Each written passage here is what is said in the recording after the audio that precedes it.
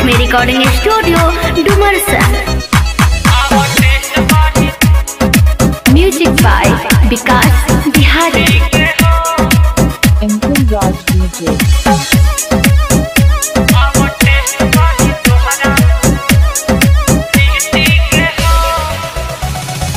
बोला कौन सा तू ही भरल बहड़ुए, देखिए के नासा चढ़ल बहड़ुए।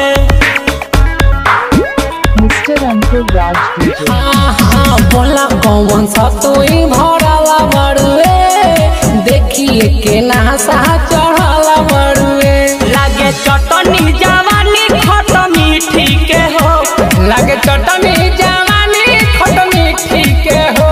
अब टेस्ट करी रानी तोहरा लिट्टी के हो, आओ चिखली ही रानी तोहरा लिट्टी के हो।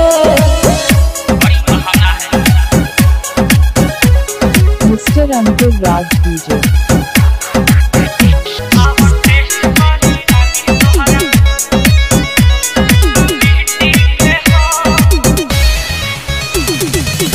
गलिया बुझाला कि ललुई के चोखा, लहंगा के भीतरी बनल जल सूखा। गलिया बुझाला कि ललुई के चोखा, लहंगा के भीतरी बनल जल सूखा। ओठ लागे ला चबाई नून छीटी के हो, ओठे लागे ला चबाई नून छीटी के हो। अब टेस्ट करी रानी तोहरा लिट्टी के हो, आओ चिखली ही रानी तोहरा लिट्टी के हो। मिस्टर अंकुर राज चिड़िया।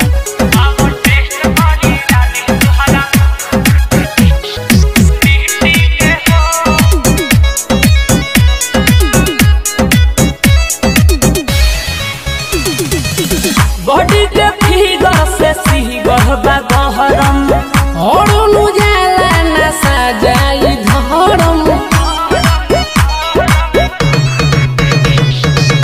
बॉडी के फिगर से सीगर बा गहरम, और सतेंद्र नशा जाई धरम।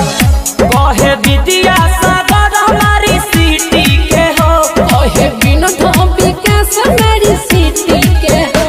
अब टेस्ट करी रानी तोहरा लिट्टी के हो, तनी चिखे दए रानी अपना लिट्टी के हो। मिस्टर अंकुर राज चिड़िया। Mahalakshmi recording studio